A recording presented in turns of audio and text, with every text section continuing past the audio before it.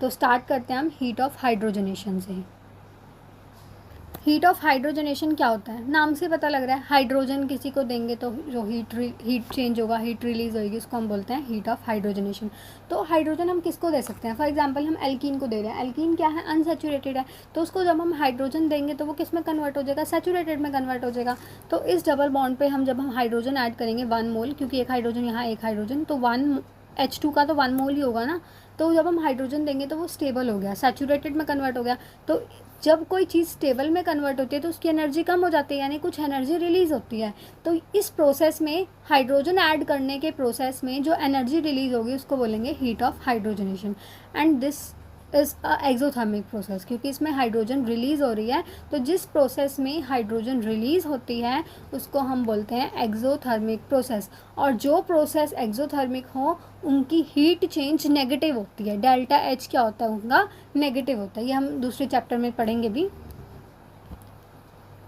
Alkyne, alkyne में तो देखो दो दो है ना, मतलब 2 मॉलिक्यूल देने पड़ेंगे हाइड्रोजन के, तब जाके पहले एक मोल देंगे हाइड्रोजन का तो ये एल्कीन में कन्वर्ट हुआ, फिर एक और मोल दिया हाइड्रोजन का तो ये एल्केन में कन्वर्ट हुआ। तो इसमें हाइड्रोजन ज़्यादा दिए तो यहाँ पे एनर्जी भी ज़्यादा रिलीज होगी, क्योंकि स्टेबिलिटी में भी बहुत फ़र्क पड़ गया ना, तो डेल्टा एच नेगेटिव। तो हमें इससे क्या पता चला कि एल्काइंस की हीट ऑफ हाइड्रोजनेशन ज़्यादा होती है एज़ कंपैरिजन टू एल्कीन्स की, यानी जो एनर्जी रिलीज होती है ना वो एल्काइंस में ज़्यादा होती है हाइड्रोजन ऐड करने में। ये देखो, ये डिफरेंस, जो ये स्टार्टिंग में ही रिएक्टेंट था, जब रिएक्शन हुई तो ये प्रोडक्ट बन गई, ये यहाँ पे रिएक्टेंट था, ये रिएक्शन हुई तो ये प्रोडक्ट बन गया। तो ये ऊपर वाला किसका है, एल्काइंस का। तो एल्काइंस का रिएक्टेंट और प्रोडक्ट के बीच में जो एनर्जी डिफरेंस आया वो इसका डेल्टा एच होगा, वो इसका क्या होगा, डेल्टा एच। और एल्कीन्स में जो रिएक्टेंट और प्रोडक्ट के बीच में जो एनर्जी डिफरेंस आया वो इसका डेल्टा एच होगा। तो एल्काइंस का डायग्राम से भी हमें क्लियर हो रहा है कि एल्काइंस का डेल्टा एच ज़्यादा होगा value wise, magnitude wise alkene के मुकाबले।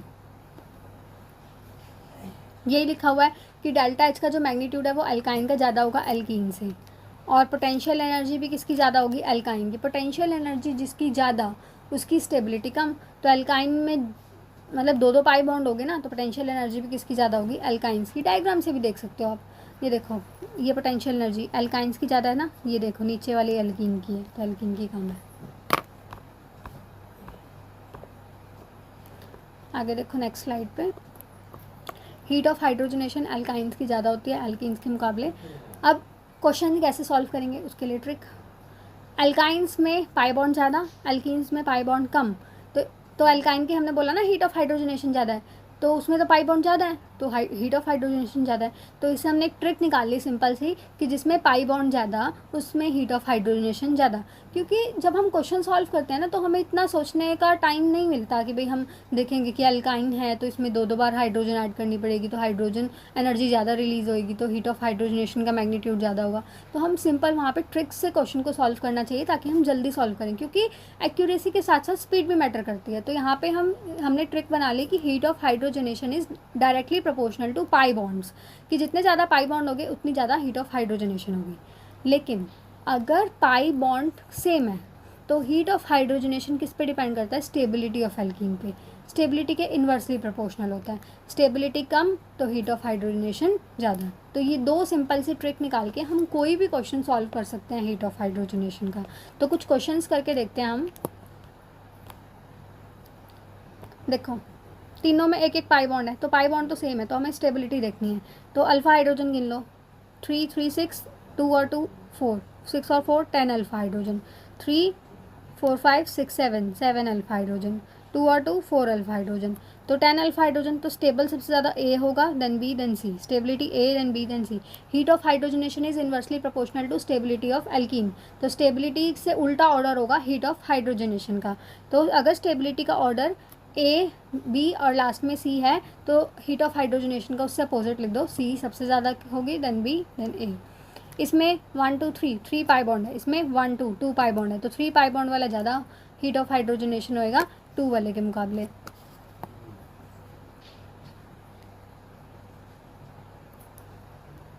अगला देखो, इसमें रेजोनेंस लग रहा है, इसमें हाइपर कंजुगेशन लग रहा है, तो रेजोनेंस वाला ज़्यादा स्टेबल होगा, तो स्टेबल तो ए होगा बी से, लेकिन हीट ऑफ हाइड्रोजनेशन किसकी ज़्यादा होगी, बी की, क्योंकि heat of hydrogenation is inversely proportional to stability.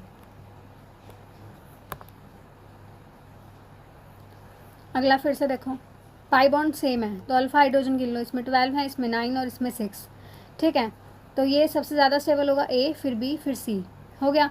Heat of hydrogenation का उल्टा ऑर्डर कर दो, सी देन बी देन ए।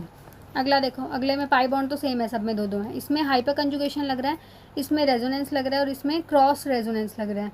तो रेजोनेंस वाले ज़्यादा स्टेबल होते हैं, तो सबसे ज़्यादा कौन सा होगा, लीनियर रेजोनेंस। हमने पहले पिछले वीडियो में देखा था रेजोनेंस की ऑर्डर, तो सबसे ज़्यादा लीनियर रेजोनेंस स्टेबल होगा, देन क्रॉस रेजोनेंस और सबसे बाद में हाइपर कंजुगेशन, क्योंकि रेजोनेंस को हम ज़्यादा प्रायोरिटी देते हैं ना स्टेबिलिटी में हाइपर कंजुगेशन से।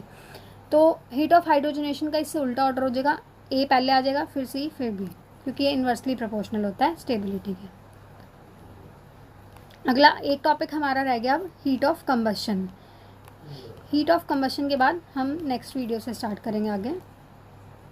तो देखो, heat of combustion, methane plus combustion, जब किसी चीज़ का कंबशन हो, कंबशन मतलब ऑक्सीजन से रिएक्ट करना, तो उस टाइम जो हीट रिलीज होगी उसको हम बोलते हैं हीट ऑफ कंबशन। ये जस्ट जनरल नॉलेज के लिए बताया आपको कि रूम टेम्परेचर पे वाटर लिक्विड होता है, लेकिन हाई टेम्परेचर जैसे 100 डिग्री सेल्सियस पे तो वो बॉइलिंग पॉइंट होता है ना, तो उसके बाद या 100 डिग्री सेल्सियस पे वाटर की स्टेट कैसी हो जाएगी, गैसियस। ये आपको आगे रिडॉक्स में काम आएंगे जब हम कंबशन रिएक्शंस लिखेंगे, इसलिए बताया है आपको। ये एक जनरल रिएक्शन याद कर लेना, कुछ भी क्वेश्चन आपके लिए इजीली सॉल्व हो जाएगा। वैसे इसको बिना सॉल्व करे भी बैलेंसिंग से आप इनको सॉल्व कर सकते हो, लेकिन बैलेंसिंग से टाइम लग जाता है। तो अगर कंबशन रिएक्शन है तो डायरेक्ट ये याद रखो आप, CXHY, तो जितना कार्बन X है तो उतने ही CO2 रिलीज हो जाएंगे। X + Y/4 ऑक्सीजन है, ठीक है। तो Y यहाँ तो ऑक्सीजन है नहीं, तो टोटल ऑक्सीजन कितनी है, Y/4 × 2, तो ये 2 से 4 कटा यानी 2 आ गया, तो यानी ऑक्सीजन कितनी रिलीज होगी, Y/2, क्योंकि वाटर में एक ही ऑक्सीजन है ना, तो जितनी ऑक्सीजन उतने वाटर, तो वाटर कितने हो जाएंगे, Y/2, और कार्बन डाइऑक्साइड कितनी हो जाएगी, X हो जाएगी। अब हमने हीट ऑफ हाइड्रोजनेशन का भी देखा था, 2 ट्रिक थी वहाँ पे। पहले तो पाई बॉन्ड के डायरेक्टली प्रोपोर्शनल, अगर पाई बॉन्ड सेम है तो स्टेबिलिटी के इन्वर्सली प्रोपोर्शनल। यहाँ पे भी 2 ही ट्रिक्स होंगी, यहाँ पे हम कार्बन्स देखेंगे, क्योंकि कार्बन को ही कंबशन करना है ना, तो जितने ज़्यादा कार्बन उतनी ज़्यादा हीट ऑफ कंबशन। अगर कार्बन सेम है तो स्टेबिलिटी देखेंगे, स्टेबिलिटी के इन्वर्सली प्रोपोर्शनल होगा, या फिर ब्रांचिंग देखेंगे, ब्रांचिंग के इन्वर्सली प्रोपोर्शनल होगा। तो यहाँ पे भी 1-2 ट्रिक से हम कोई भी क्वेश्चन सॉल्व कर लेंगे। Heat of combustion is directly proportional to number of carbon atoms, तो कार्बन एटम्स ज़्यादा तो हीट ऑफ कंबशन ज़्यादा। अगर कार्बन एटम्स सेम है तो heat of combustion is inversely proportional to branching या inversely proportional to stability. 5 carbon है, इसमें 6, इसमें 13 कार्बन, तो जितने ज़्यादा कार्बन उतनी ज़्यादा हीट ऑफ कंबशन। इसमें कार्बन ज़्यादा है, इसमें उससे कम, इसमें उससे कम, तो हीट ऑफ कंबशन इसकी ज़्यादा, फिर इसकी, फिर सबसे कम इसकी। इसमें देखने से पता लग रहा है, तो गिनने की भी ज़रूरत नहीं है, इसमें कार्बन ज़्यादा है, इसमें कम, इसमें कम, तो सॉरी उल्टा बना दिया, तो इसमें हीट ऑफ कंबशन ज़्यादा होगा, फिर इसमें, फिर इसमें, क्योंकि कार्बन जितने ज़्यादा उतने हीट ऑफ कंबशन ज़्यादा ना।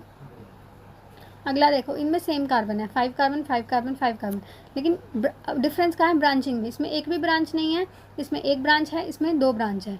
तो हमने क्या बोला था, जितनी ज़्यादा ब्रांचिंग ब्रांचिंग के इन्वर्सली प्रोपोर्शनल है, तो ब्रांचिंग इसमें ज़्यादा तो हीट ऑफ कंबशन कम होगी, तो हीट ऑफ कंबशन का ऑर्डर ये हो जाएगा।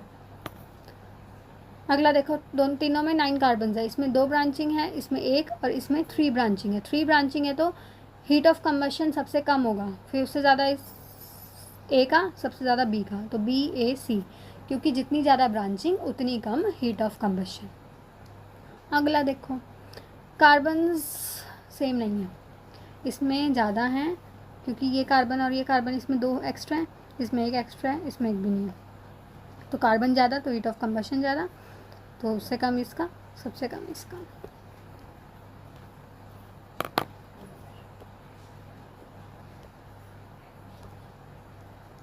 तो एक बार स्टेबिलिटी को दोबारा से देख लो।